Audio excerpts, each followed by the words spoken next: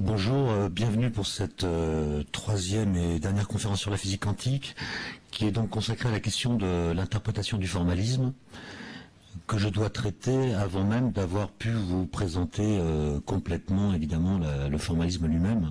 On n'en a vu que quelques aspects essentiels. On peut se demander pourquoi est-ce qu'en physique quantique on parle d'interprétation alors qu'en physique classique, la physique, disons, newtonienne ou galiléenne, la notion d'interprétation n'est que très rarement évoquée. C'est tout simplement qu'en physique classique, l'interprétation du formalisme, donc la relation en quelque sorte entre les équations qu'on utilise et les expériences ou les résultats d'expériences qu'on peut faire dans le monde physique, cette relation est assez directe. On pourrait la formuler de façon très simple en disant que en physique classique, toute grandeur de la théorie a une contrepartie dans la réalité physique, que cette grandeur soit mesurée ou non. Et donc ce qu'on va appeler en physique quantique le problème de la mesure, qui va déclencher ces questions d'interprétation, ce problème n'existe pas en physique classique, au sens où, en physique classique, faire une mesure, c'est faire une sténographie de la réalité, c'est-à-dire on enregistre une donnée qui est déjà là, on en mesure donc la valeur numérique, et le statut conceptuel de cette donnée existe dans le formalisme par le fait que à chaque grandeur mesurée correspond une variable physique qui a un statut bien défini dans le formalisme, c'est-à-dire dans l'ensemble des équations qu'utilise la théorie physique. Alors comme on l'a vu la dernière fois au deuxième cours, en physique quantique, on n'utilise plus la notion de corpuscule. Les particules quantiques ne sont pas des corpuscules. Et donc cette notion s'efface devant la notion de vecteur d'état, donc d'une grandeur mathématique qui appartient à ce qu'on a appelé un espace de Hilbert, un espace vectoriel. Et donc on change complètement la représentation qu'on se fait des états physiques, ce qui pose la question du lien entre la représentation des systèmes physiques dans l'espace abstrait qu'est l'espace de Hilbert, et puis les résultats des mesures qui sont faites dans l'espace physique à 3 dimensions. Comment établir la règle de correspondance entre le réel empirique, le réel dans lequel on fait des expériences, et puis les espaces mathématiques abstraits dans lesquels on fait des calculs qui permettent de prédire les résultats des mesures. Alors, il y a une question qui se pose aujourd'hui, qui est de savoir si ces règles de correspondance entre la description du monde et le monde lui-même, donc cette question d'interprétation, est-ce qu'elle doit être considérée comme une sous-théorie à l'intérieur même de la théorie quantique? C'est ce que pensent certains physiciens aujourd'hui, c'est-à-dire la question d'interprétation est en fait une question que le formalisme permet de résoudre. Ou bien est-ce qu'on doit considérer que elle est un commentaire inspiré de thèses philosophiques présentes a priori, alors qu'il s'agisse des thèses de Kant qui est souvent évoquée, ou bien de Kierkegaard, ou bien de Platon, ou d'autres. Autrement dit, est-ce qu'on doit considérer que l'interprétation, comme le pensaient les pères fondateurs de la physique quantique, ce que on a évoqué lors du premier cours, eux ils pensaient qu'il fallait s'inspirer des thèses de Kant, peut-être les aménager, mais il fallait partir de thèses philosophiques a priori pour interpréter la physique quantique convenablement. Et aujourd'hui, il y a un certain nombre de physiciens qui pensent que la question d'interprétation sera réglée en utilisant les règles mêmes du formalisme. Donc l'interprétation pourrait être intégrée dans le formalisme lui-même. Alors, pourquoi est-ce que très vite, quand je dis très vite, c'est à partir des années 25, 26, 27, les physiciens se sont rendus compte qu'ils allaient devoir affronter ce problème de l'interprétation. Eh bien, c'est lié, comme on va le voir, au principe de superposition que j'ai évoqué la dernière fois, qui est le principe de base de la physique quantique, qui donne à la physique quantique son efficacité.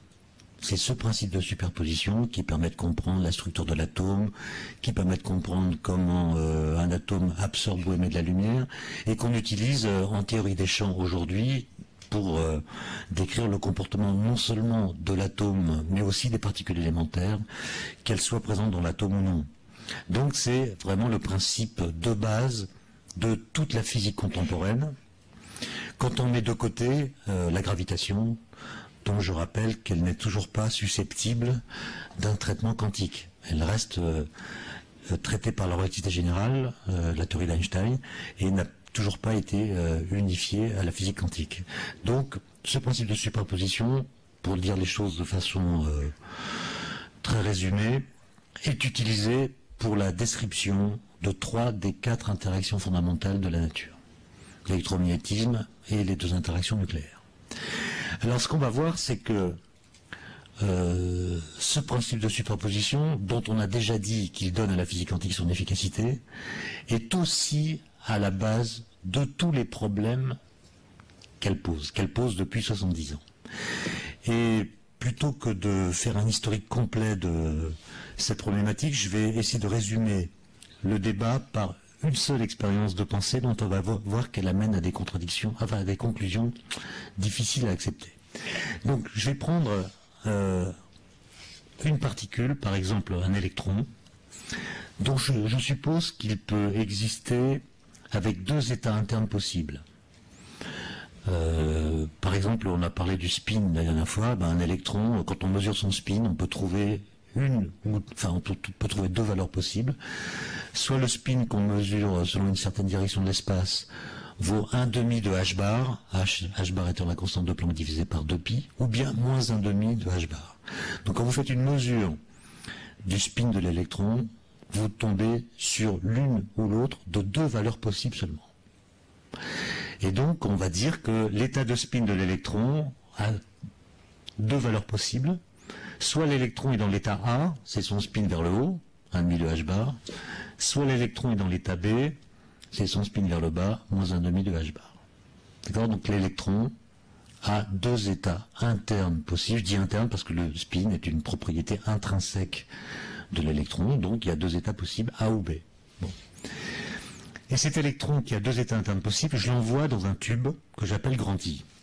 Donc il vient de la gauche, il entre dans le tube, et là, il y a un dispositif que je n'ai pas représenté sur la figure, qui s'appelle un appareil de Stern et Gerlach. Bon, concrètement, c'est une configuration de champ magnétique qui fait que si l'électron a un spin vers le haut, il va partir vers le haut dans le canal grand A, et si l'électron a un spin vers le bas, c'est-à-dire s'il est dans l'état B, il va partir dans le canal grand B. Autrement dit, c'est un dispositif qui oriente la trajectoire de l'électron en fonction de la mesure qu'il fait de son spin. Une sorte d'aiguillage, si vous voulez. Alors, pour décrire l'état complet de l'électron, je dois aussi préciser sa localisation. L'état complet, ce n'est pas simplement son état interne, c'est aussi dans quelle zone d'espace il se trouve. Et je ne vais pas trop me compliquer la vie, je vais décrire l'état complet de l'électron comme étant le produit de son état interne par sa localisation. Donc un électron qui est dans l'état interne petit a et qui est dans le canal grand I, je le décris par un vecteur d'état qui est le produit, dans un certain sens, de l'état interne par la localisation, c'est-à-dire AI. Et compte tenu de ce que je viens de dire sur la fonction de l'appareillage que je n'ai pas représenté sur la figure, le Stern et Gerlach, un électron qui arrive dans l'état petit a grand I, bien, va partir dans le canal grand A, c'est-à-dire que son état va devenir petit a grand A. Son état interne n'est pas changé, il garde la même orientation pour son spin, simplement il change de localisation. De même, s'il arrive dans l'état complet petit b grand I, il part dans le canal grand B et son état devient petit b grand B.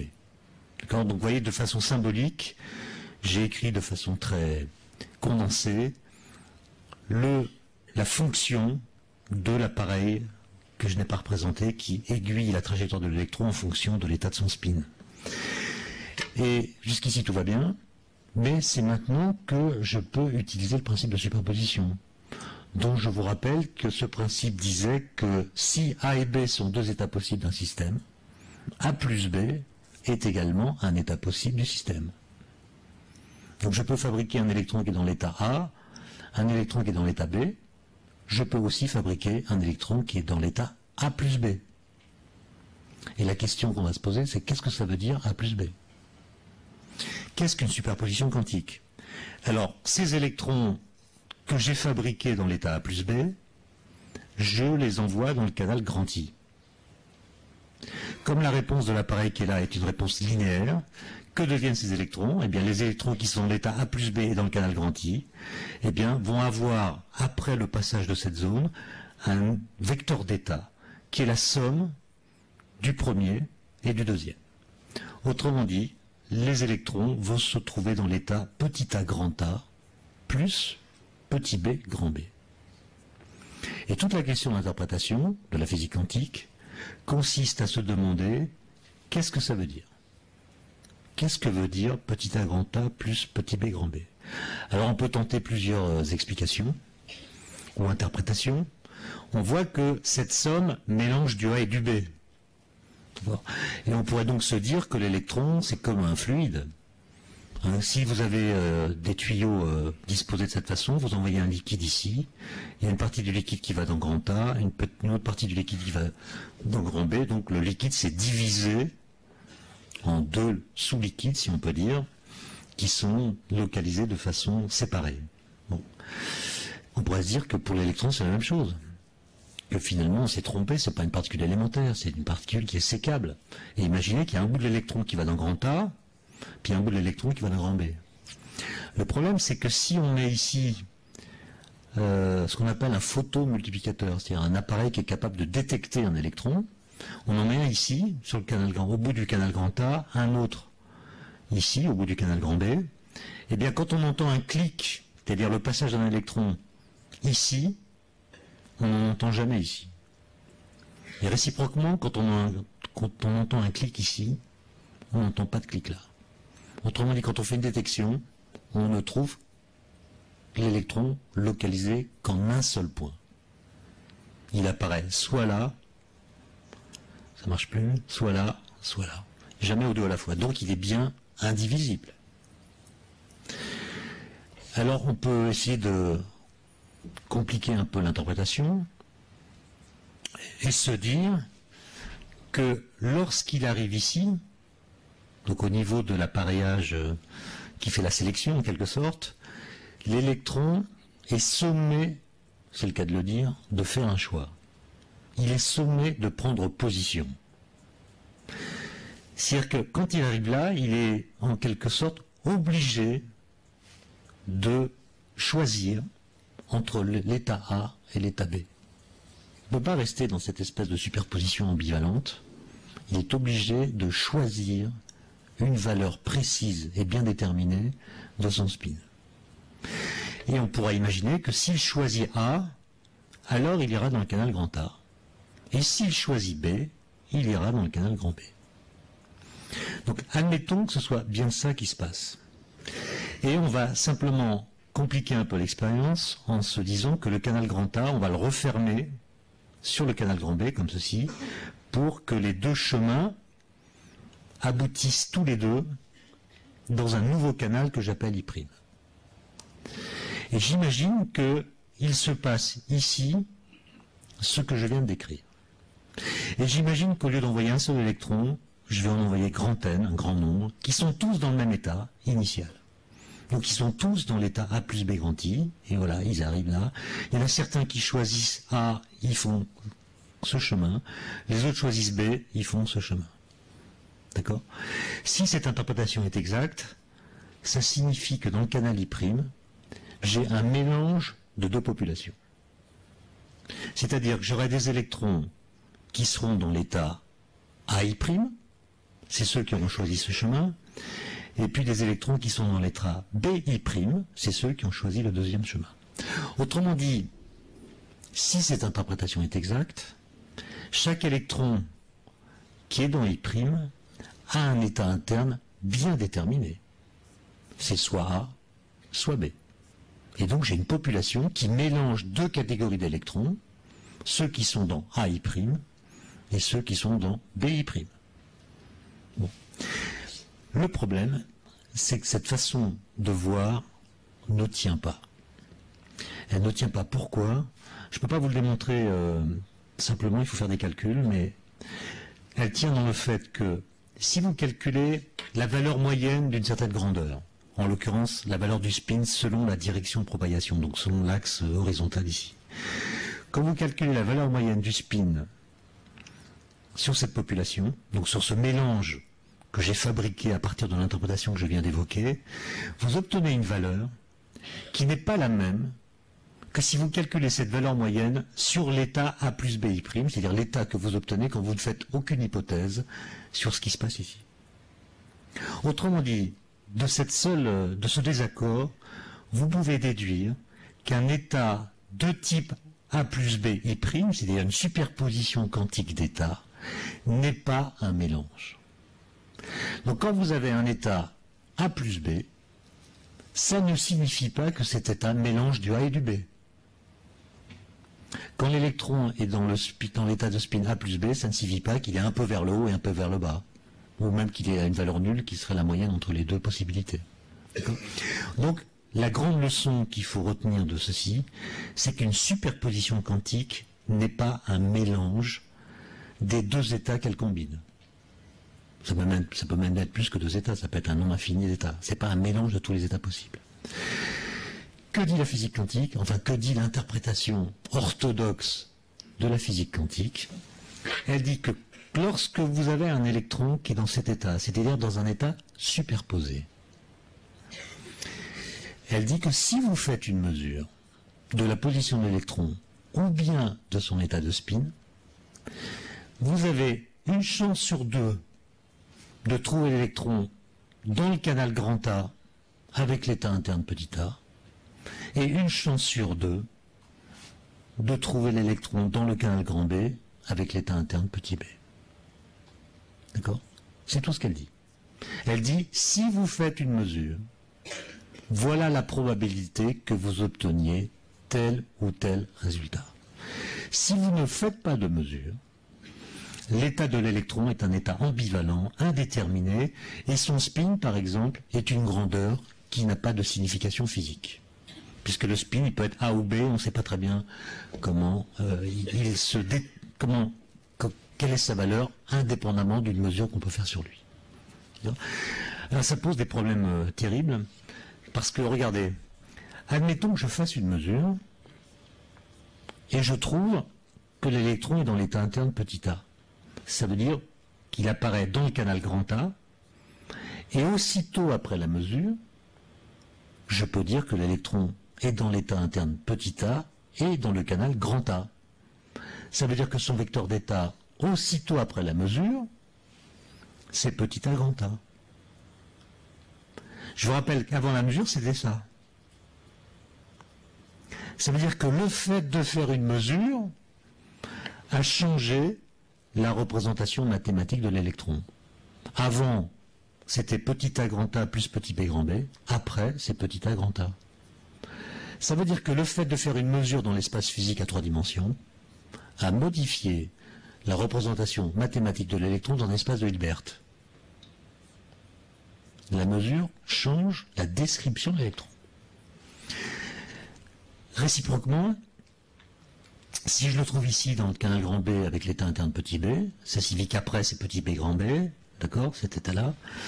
Et donc là encore, la mesure a modifié la représentation mathématique de l'électron. D'accord. Il y a eu ce qu'on appelle, enfin ce que Heisenberg a appelé en 1927, une réduction du paquet d'ondes. Avant, on avait une somme. Après, il n'y a plus qu'un des deux termes de la somme qui subsiste. Donc la mesure a modifié, a réduit le nombre de termes qu'on trouve présents dans la somme. Autrement dit, le vecteur d'état a l'air de nous indiquer l'ensemble des résultats possibles d'une expérience, sans préciser ce que sont les valeurs des variables qui seront mesurées par cette expérience, qu'elles restent indéterminées. Et ça, c'est des choses que des physiciens comme Einstein, Schrödinger, De Broglie et quelques autres ne pouvaient pas accepter.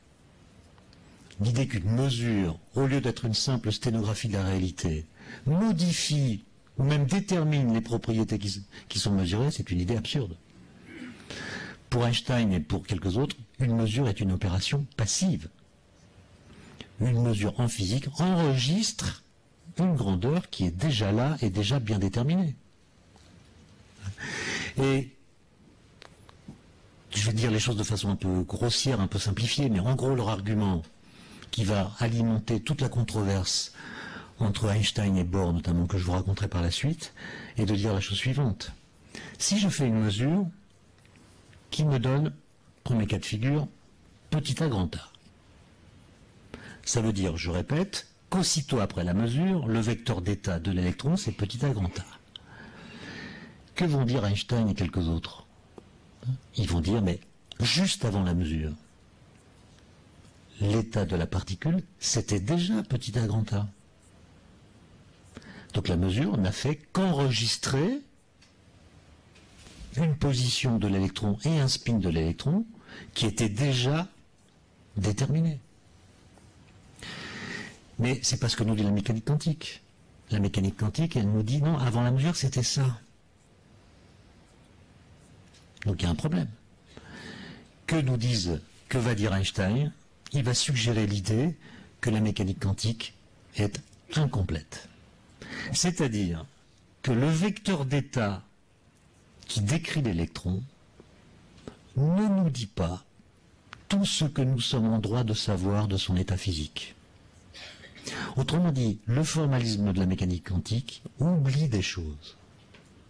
Décrire l'état d'une particule par son vecteur d'état, c'est ne pas tout décrire de son état. Et même si l'idée n'est pas d'Einstein, ça va engendrer des recherches autour de ce qu'on appelle des variables cachées.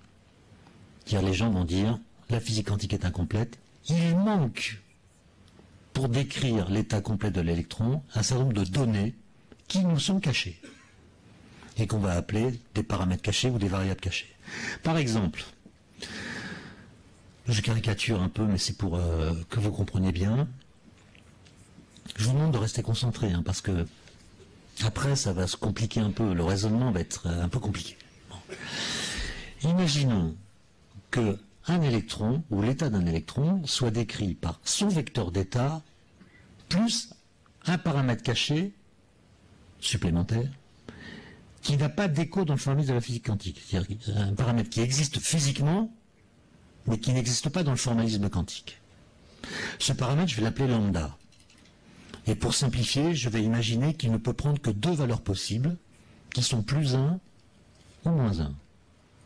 S'il vaut plus 1, ça veut dire que lors de la mesure, l'état de l'électron, ça sera petit a grand A.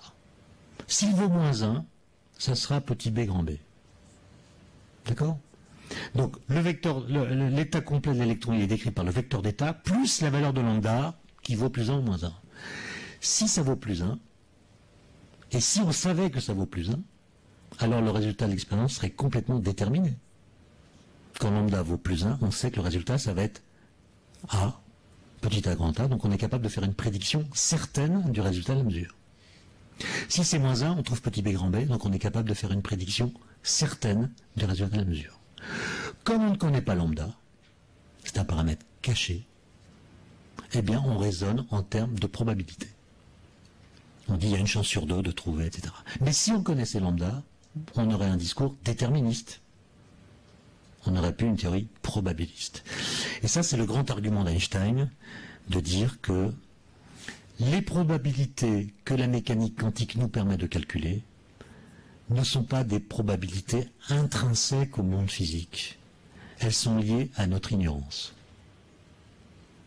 Autrement dit, nous manions des probabilités parce que nous ne savons pas tout ce que nous pourrions savoir du réel physique. Et c'est ça qui va l'opposer à Bohr. Bohr va dire non, les probabilités de la mécanique quantique sont des probabilités intrinsèques. Elles ne sont pas liées à notre méconnaissance partielle du système quantique, elles sont consubstantielles à l'acte de mesurer. Alors, je vais revenir assez longuement sur cette controverse qui est une controverse philosophique, et miraculeusement, à partir des années 60, elle va pouvoir être tranchée au laboratoire. Donc vous avez un problème philosophique qui va trouver une solution par une expérience de physique. Et c'est ça que je voudrais vous raconter. Mais avant, je passe rapidement sur un paradoxe de la mécanique quantique dont vous avez certainement entendu parler, qui est le paradoxe du chat de Schrödinger, qui est directement lié à ce principe de superposition.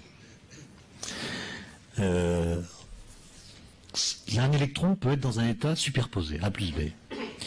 Nous sommes composés d'électrons, d'atomes, de molécules, etc., qui peuvent également être dans un état superposé. La question, c'est pourquoi nous ne sommes pas dans un état superposé? Pourquoi les objets macroscopiques ne sont pas aussi superposés que les états microscopiques qui les constituent? Moi, j'ai une position dans l'espace qui est à peu près localisée, vous aussi. Je ne suis pas en A plus B, où A serait Étienne Klein ici à la Villette et Étienne Klein à Chamonix. Enfin, hélas, parce que c'est bien de pouvoir dire on est bien localisé. Pourquoi est-ce qu'on est bien localisé alors que nos particules ne le sont pas? Et Schrödinger, il a eu une correspondance avec Einstein très, très suivie pendant pas mal d'années. Et en 1935, il a repris en fait une idée d'Einstein. C'est Einstein qui a eu l'idée de trouver un stratagème qui transporte le problème de la superposition qui existe à l'échelle microscopique en un problème qui existe aussi à l'échelle macroscopique. Einstein avait imaginé un baril de poudre au bord d'exploser, donc qui est dans un état ambivalent, et Schrödinger a eu le génie de transposer ce problème à celui d'un chat, donc un être vivant, donc c'est plus impressionnant, qui est le chat de Schrödinger. D'accord? Donc vous avez par exemple ici un atome radioactif dans une boîte, vous mettez un chat dans la boîte, une fiole de poison, et vous fermez la boîte, le chat est dedans, il est vivant, et vous savez que la période radioactive de l'élément étant de, je sais pas moi, de 2 jours, si vous attendez 24 heures, donc une journée, la probabilité que l'atome se soit désintégré vaut 1,5, et la probabilité qu'il ne se soit pas encore désintégré vaut également 1,5. Et donc si vous décrivez l'état quantique de l'atome radioactif en question, il est la somme, la superposition, d'un atome qui s'est désintégré et d'un atome qui ne s'est pas désintégré. Donc il est dans un état superposé, A plus B. A, l'atome s'est désintégré, B, l'atome ne s'est pas désintégré. Il ne s'est pas désintégré à moitié, hein. Je vous rappelle, une superposition, ça n'est pas un mélange. Donc vous ne pouvez pas dire qu'un atome dans un état superposé, c'est un atome qui s'est un petit peu désintégré. D'accord? Il y a une chance sur 2 qu'il l'ait fait, une chance sur 2 qu'il ne l'ait pas fait. Point barre. D'accord? S'il s'est désintégré, alors il a été détecté par un dispositif qui fait tomber un marteau, non représenté sur la figure, qui casse la fiole de poison. Et si la fiole de poison est cassée, le poison se répand dans la cage et le chat meurt. D'accord? Et donc vous avez tout un stratagème de causes, toute une succession de causes et d'effets qui fait que si l'atome est dans un état superposé, la fiole de poison est dans un état superposé et le chat aussi. Et donc le chat est décrit quantiquement comme étant la somme d'un chat vivant et d'un chat mort. Un chat vivant, c'est pas un chat qui est dans un état superposé vivant plus mort, c'est pas un chat à moitié mort. Ou qui serait mort dans la partie basse de son corps et vivant dans la partie haute ou l'inverse. Non, c'est un chat qui, si vous observez son état, eh bien vous avez une chance sur 2 de le trouver vivant, une chance sur 2 de le trouver mort. Était-il vivant ou mort après que vous l'ayez trouvé vivant, par exemple? La question n'a pas de sens. C'est du moins ce que dit Bohr. Parler de l'état physique d'un objet dont on n'a pas mesuré l'état physique, c'est faire de la métaphysique. Donc, la seule façon vraiment concrète de résoudre le paradoxe de Schrödinger, c'est de lui faire rencontrer le chien de Pavlov. Auquel cas, après, il est mort. Alors, le génie d'Einstein, ça a été de comprendre qu'il y avait ce problème et de le transformer de telle sorte qu'il soit insupportable. Et pour ce faire, il est passé d'une particule à 2 particules. S'il n'y a qu'une particule mise en jeu, c'est le scénario qu'on vient de voir, on aboutit à l'idée de la réduction du paquet d'ondes, c'est-à-dire la mesure change l'état physique du système qu'on mesure. Bon. Et Einstein a l'idée d'étendre ce problème à 2 particules. Et il va écrire un article avec 2 collègues en 1935, dont je parlerai tout à l'heure, dans lequel il montre que si la mécanique quantique a raison, et si elle est complète, alors il se passe des choses étonnantes qu'on appelle aujourd'hui la non-séparabilité quantique, ou les intrications quantiques. Alors pourquoi est-ce que ce problème se pose? Je vais le décrire formellement, et puis ensuite je vous raconterai comment l'histoire s'est déroulée entre 1935 et aujourd'hui. Alors, j'ai donc un système capable d'émettre deux particules. Donc c'est un atome, par exemple, qui peut émettre deux photons. Les deux photons partent en sens opposé par conservation d'impulsion. Et je suppose que ces deux particules peuvent exister dans deux états internes possibles, A ou B, toujours la même histoire.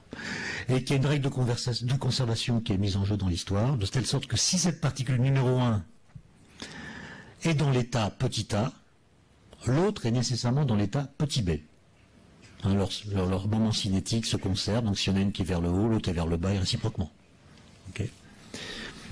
Là, j'ai mis une citation de Keith Richards, le guitariste des Rolling Stones, parce que cette intrication, moi, ça me fait penser aux Rolling Stones. Vous savez qu'à chaque fois qu'un Rolling Stone a essayé de faire une carrière solo, ça n'a pas bien marché. Par contre, quand ils sont tous les quatre, ça fait un spectacle incroyable. Et donc les Rolling Stones forment un groupe qui n'est pas la somme de ses constituants. Le tout n'est pas la somme de ses parties. D'accord? C'est ça l'intrication quantique, c'est un effet Rolling Stones. Je cite les Rolling Stones pour des raisons que je pourrais vous détailler s'il y a des questions, mais c'est le groupe, à mon avis, qui montre le plus ça. Bon, les Beatles, ça marche pas du tout, U2 non plus. Bon. Alors, je reviens à mon histoire. Imaginons que c'est la particule numéro 1 qui part avec le spin petit a. Du coup, la particule numéro 2 part avec le spin petit b. Comment est-ce que je décris le vecteur d'état des deux particules ensemble? Là, il y a une règle quantique qui dit que vous devez faire le produit. Donc, le vecteur d'état de la paire de particules, 1 et 2, c'est le produit du vecteur d'état de la première particule, qui est dans l'état A en l'occurrence, par le vecteur d'état de la deuxième particule qui est dans l'état B. D'accord? Vous voyez que là, on a une paire qui est égale à la somme de ses parties, c'est-à-dire la particule 1 a un état bien déterminé, c'est petit a, la particule 2 a un état bien déterminé, bon, etc. Et la paire en question, c'est la somme des deux, c'est la conjonction des deux. Les deux particules ont chacune un état bien défini et la paire également. Maintenant, il y a une autre possibilité, c'est que ce soit la particule 2 qui parte avec l'état interne petit a. Et du coup, c'est la 1 qui part avec le B. Donc il y a une deuxième possibilité, c'est que l'état qui décrit la paire, ce soit psi de 1, au lieu de psi 1, 2, ou la 2 à l'état A et la 1 à l'état B. D'accord?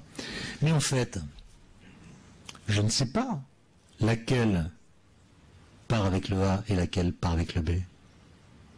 En plus, les deux particules sont indiscernables.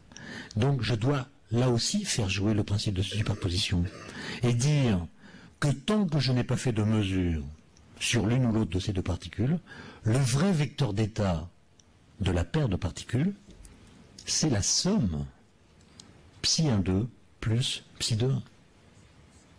D'accord? Vous faites jouer le principe de superposition comme d'habitude. D'accord? Et vous voyez que là, ça devient très embêtant.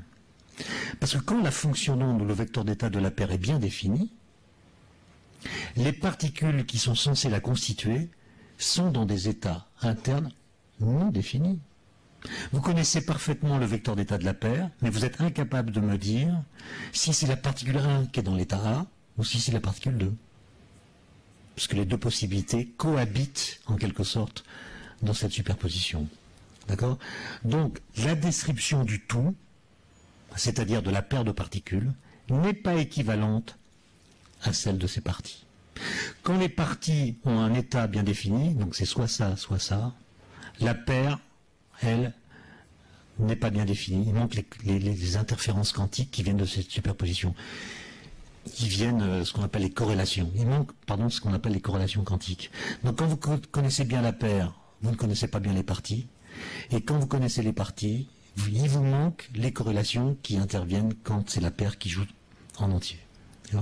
Et c'est ce phénomène d'intrication qui va donner lieu à la non-séparabilité quantique. Alors, vis-à-vis vis-à-vis de ce débat, je le dis rapidement, il y a en fait trois attitudes possibles. La première, c'est l'attitude positiviste, qui consiste à dire, quand vous me parlez de la réalité, indépendamment de la connaissance que j'en ai, vous faites de la métaphysique.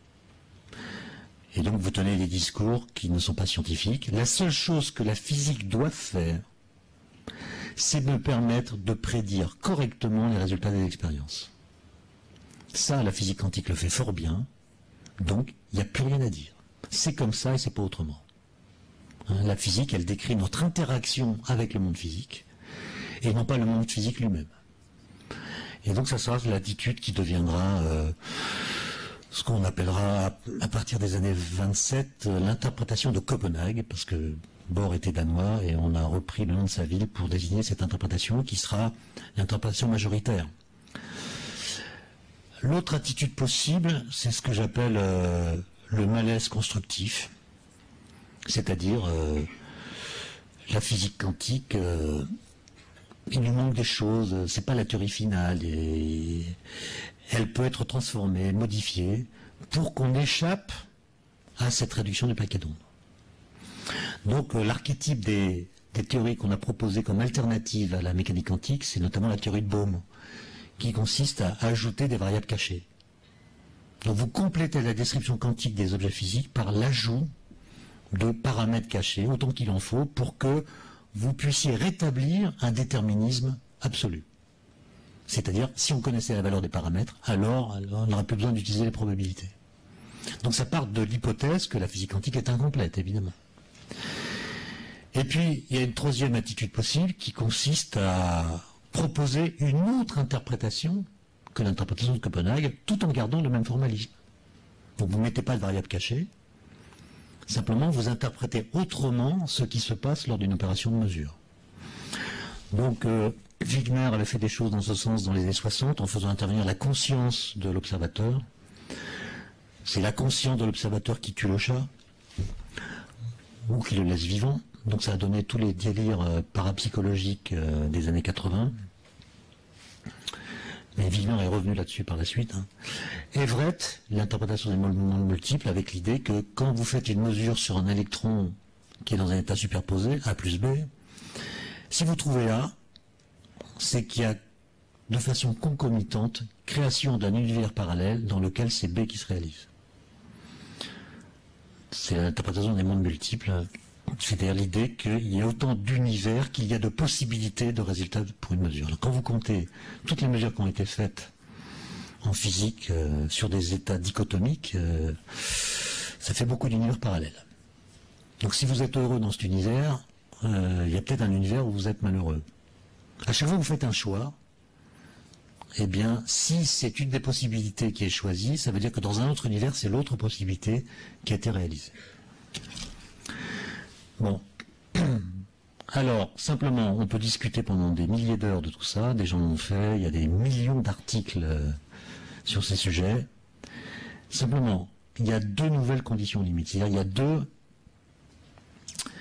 y a deux événements, si vous voulez, qui se sont produits récemment, qui font qu'on doit en tenir compte quand on parle des questions d'interprétation de la physique quantique. Ces événements correspondent donc à ce qu'on pourrait appeler des découvertes philosophiques négatives. C'est-à-dire c'est des contraintes qui viennent de la physique et qui font que tous les discours ne sont plus possibles. La première contrainte, elle date de 81, c'est une expérience que je vais vous décrire tout à l'heure, qui a abouti à ce constat expérimental de la non-séparabilité quantique. Et puis, depuis une dizaine d'années, en gros, il y a une nouvelle théorie ou un nouveau modèle qu'on appelle la théorie de la décohérence, qui résout en partie le paradoxe du chat de Schrödinger. Donc, je ne vais pas en parler, je l'évoquerai s'il y a des questions la concernant, mais en gros, c'est une interprétation de la mesure qui est issue du formalisme quantique lui-même et qui montre que si on a un état macroscopique, donc un état qui est constitué par un grand nombre de particules, alors le couplage entre cet objet macroscopique et son environnement, l'environnement c'est le rayonnement, c'est le vide quantique, etc., c'est tout ce qui baigne autour de l'objet, l'environnement agit comme s'il mesurait constamment le système. Et donc l'environnement oblige le système à réduire son paquet d'ondes tout seul, et à donc faire cesser sa superposition, d'autant plus rapidement qu'il est constitué d'un grand nombre de particules. Et quand vous faites le calcul pour un chat, le chat a tellement d'atomes, de molécules, d'électrons, etc. en son sein, que la décohérence est très rapide. Et donc on comprend pourquoi un chat est classique. On comprend pourquoi le chat étant quantique, en fait tout se passe comme s'il était classique. Et on ne voit que des chats vivants ou morts. Et non pas des chats qui seraient dans des états superposés. Donc le chat de Schrödinger, on peut considérer qu'il est dans un état quasi classique, et c'est compris grâce à cette théorie de la décohérence. Alors, maintenant, je vais me rapprocher de mes notes parce que je veux pouvoir faire les choses dans les temps, et si je bavarde, je vais m'égarer. Je vais essayer de vous raconter comment on est arrivé à ce constat expérimental en 1981, qui n'a cessé d'être confirmé depuis, de la non-séparabilité quantique. C'est en fait un des débats sur la physique les plus importants du XXe siècle.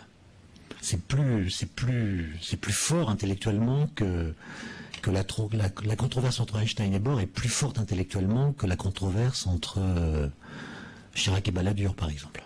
Hein? Alors, comment ça s'est passé? Quand est-ce que Einstein et Bohr se rencontrent pour la première fois? En fait, ils se rencontrent en 1920, en Hollande, à l'invitation d'Ehrenfest, dont on a un petit peu parlé lors du premier cours.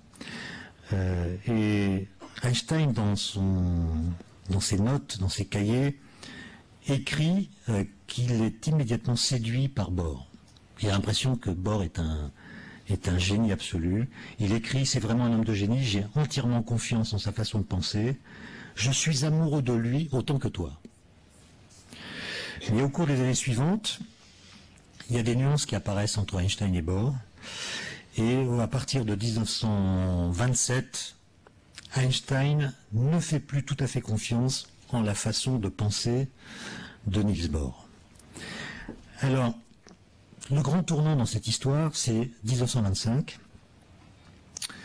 où plusieurs physiciens notent que la physique est arrivée à la croisée des chemins. Soit elle parvient à retrouver le cadre d'interprétation de la physique classique, donc ce que j'évoquais tout à l'heure, la physique est une sténographie de la réalité physique. Donc soit elle parvient à retrouver ce cadre d'interprétation qui n'attribue pas de rôle fondamental à l'opération de mesure, soit elle quitte définitivement ce cadre. Et Ehrenfest, qui était un grand physicien mais aussi un fin psychologue, a eu en 1925 une intuition qui est que cette grande affaire de l'interprétation de la physique quantique, il sent qu'elle va se jouer entre Einstein et Bohr. Il a compris que c'est ces deux-là qui allaient s'affronter autour de cette question de façon plus intense que d'autres physiciens comme Dirac ou Schrödinger ou Pauli. Alors, Ehrenfest s'arrange pour que Einstein et Bohr discutent de l'interprétation de la physique quantique en 1927 à l'un des congrès Solvay, c'était le 5e. Les congrès Solvay, c'était ces congrès annuels qui étaient financés par un industriel du sucre à l'hôtel Métropole à Bruxelles. Et comme Ehrenfest l'avait prévu, Einstein et Bohr s'affrontent à propos du concept de réalité physique. Qu'est-ce que la réalité physique? Et à propos de ce que l'on peut en dire et en connaître. Bon, Ehrenfest et Einstein sont d'accord, se moquent de Bohr quand il essaie de présenter les prémices de ce qui deviendra l'interprétation de Copenhague. Et j'ai pas le temps de raconter tout ça, même si c'est passionnant. La question, c'est autour de quoi s'organise le débat philosophique qui oppose Einstein et Bohr. Alors Einstein, dès 1927, reconnaît que la théorie quantique est une théorie ingénieuse et il loue sans la moindre réserve son efficacité opératoire et sa portée pratique. Vous ne trouverez pas un texte d'Einstein dans lequel il dirait que la physique quantique est fausse. Il n'a jamais écrit cela, ni ne l'a pensé. Simplement, il dit qu'une théorie physique ne doit pas être jugée à l'aune de sa seule efficacité. C'est-à-dire une théorie physique n'a pas pour seule mission, si on peut dire, de prédire correctement les résultats des expériences. D'après lui, elle doit également dépeindre ce qu'il appelle les structures intimes du réel, c'est-à-dire le réel tel qu'il existe indépendamment de nous. Ce qu'Einstein appelle la réalité, c'est ce qui existe indépendamment de nous. Or, à ses yeux, la physique quantique ne remplit pas cette mission, pour deux raisons que vous êtes en mesure de comprendre compte tenu de ce que je vous ai dit la dernière fois et aujourd'hui. Première raison, la théorie quantique stipule que si on connaît l'état d'un système physique, on ne peut généralement pas prédire le résultat d'une mesure, mais seulement calculer les probabilités d'obtenir tel ou tel résultat. Parmi tous les résultats possibles a priori, un seul est sélectionné par hasard par l'opération de mesure.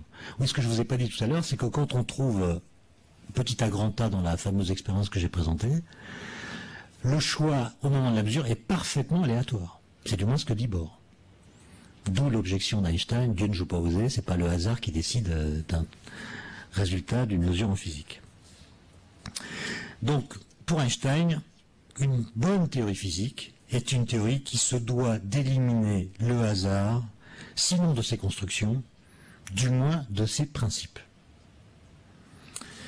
Deuxièmement, c'est la deuxième objection d'Einstein, Einstein y tient à ce qu'on pourrait appeler le réalisme ordinaire des physiciens.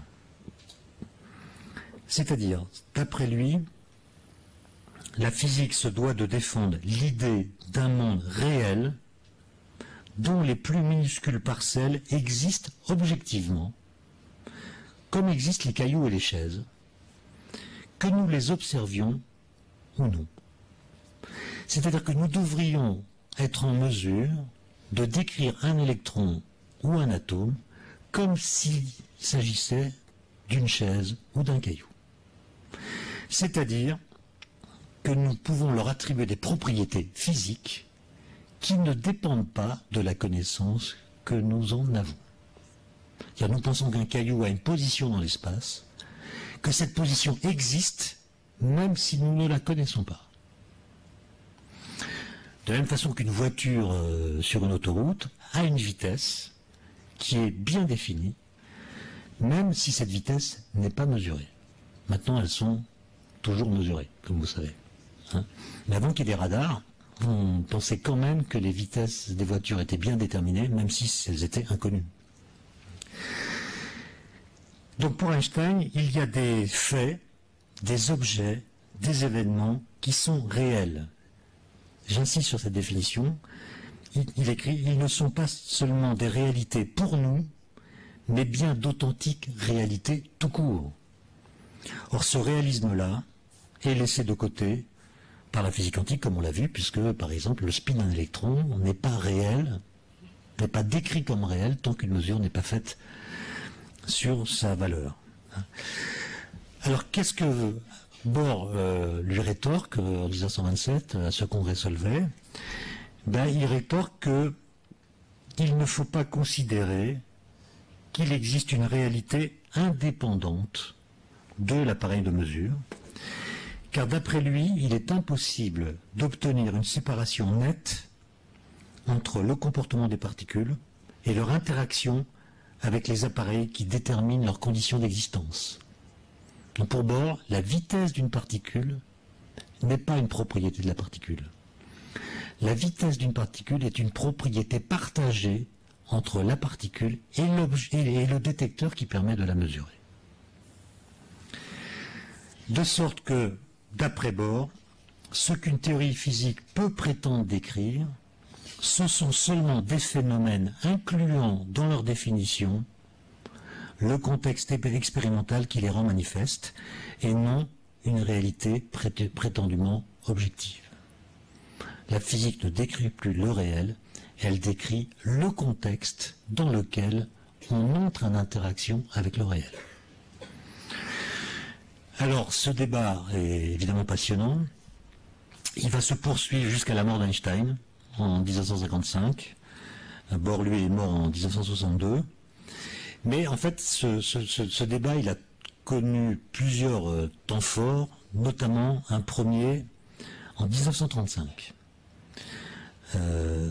grâce à un article de 4 pages seulement, écrit par Einstein et 2 de ses collaborateurs. Il était aux États-Unis à l'époque, enfin il était déjà aux États-Unis. Le premier c'est Boris Podolsky, qui est en fait le rédacteur de l'article, et Nathan Rosen, un deuxième physicien. Et cet article, on l'appelle l'article EPR, du nom des initiales des 3 auteurs, Einstein, Podolsky, Rosen. C'est le seul article de la Physical Review dans lequel il n'y a pas de référence à la fin. Donc il ne cite personne. Une sorte d'article qui ne parle que des principes fondamentaux de la physique quantique et des déductions qu'on peut en tirer. Et paradoxalement, c'est l'article le plus cité de l'histoire de la physique. Tapez EPR sur Google et vous verrez l'impact qu'a pu avoir ce petit papier de 4 pages, impact bien supérieur à tout ce qui provient du réacteur expérimental EPR en construction en Normandie. Alors qu'est-ce que Einstein et ses co-auteurs font dans cet article? Eh bien, ils présentent pour la première fois une situation dans laquelle la mécanique quantique prédit des corrélations très fortes entre des particules éloignées l'une de l'autre. Ce que j'ai un peu montré tout à l'heure. Peut-être que je peux d'ailleurs revenir sur le schéma. Oui, peut-être pour expliquer rapidement ce que j'entends par corrélation.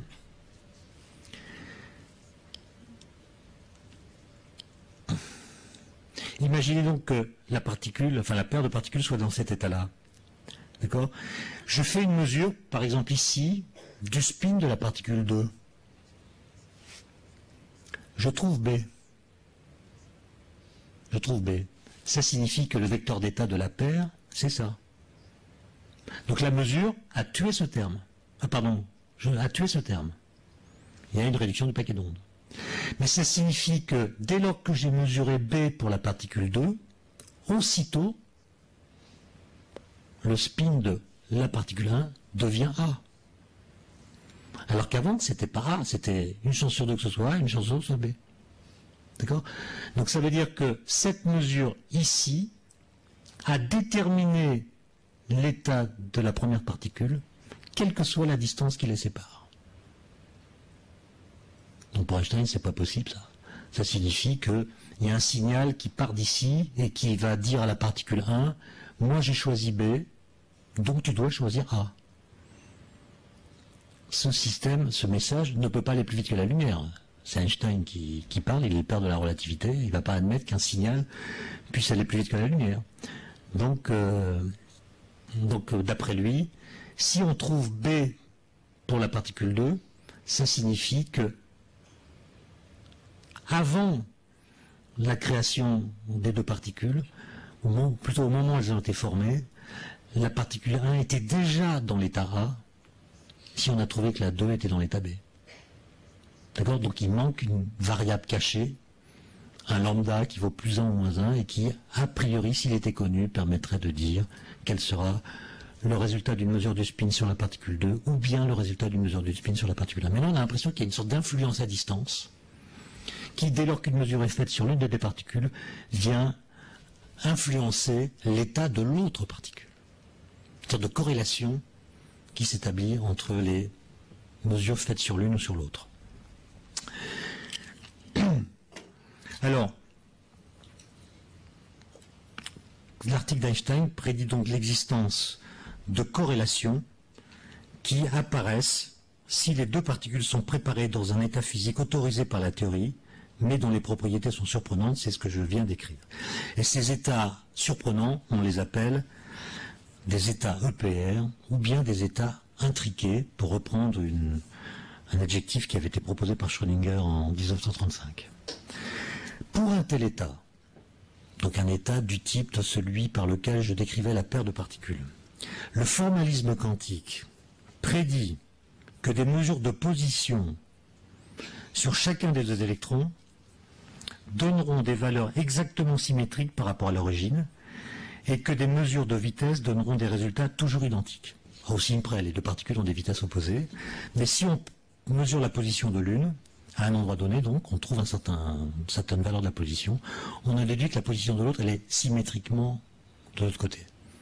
Donc, et étant donné que les deux électrons sont éloignés l'un de l'autre, la mesure effectuée sur le premier ne saurait modifier, dit Einstein, l'état du second. Donc Einstein et ses co-auteurs en déduisent que le second électron possédait, avant la mesure, une vitesse ou une position parfaitement déterminée. Mais comme l'état quantique, lui, ne spécifie aucune valeur particulière de la vitesse de cet électron, Einstein et ses co-auteurs considèrent que cet état quantique ne reflète pas la totalité des propriétés de cet électron, et par extension que la physique quantique ne reflète pas non plus la totalité des propriétés de la réalité physique. Et ils ont conclu, après 4 pages de discussion, dans lesquelles il n'y a pratiquement pas de calcul, ils ont conclu que le formalisme de la physique quantique est incomplet.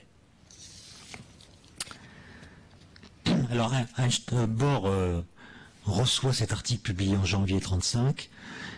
Il est à la fois émerveillé par l'argumentation d'Einstein, qui est absolument géniale, et il est troublé par l'argument qu'ils utilisent. Car cet argument, le passage de une particule à deux particules, auquel il n'avait pas lui-même songé, s'appuyait explicitement sur le formalisme quantique, sans nullement le contester, car qu'à aucun moment de l'article, Einstein ne conteste le formalisme quantique, au contraire, il s'appuie sur lui, et il semblait en démontrer le caractère incomplet, inachevé, et donc provisoire. Donc Einstein considère que la physique quantique, elle marche très bien, mais un jour, on n'aura plus la compléter par une théorie plus fondamentale qui rétablira la réalité, le réalisme ordinaire des physiciens, en même temps que le déterminisme de la physique classique. Alors, Bohr va écrire un papier en février 1935 dans lequel il conteste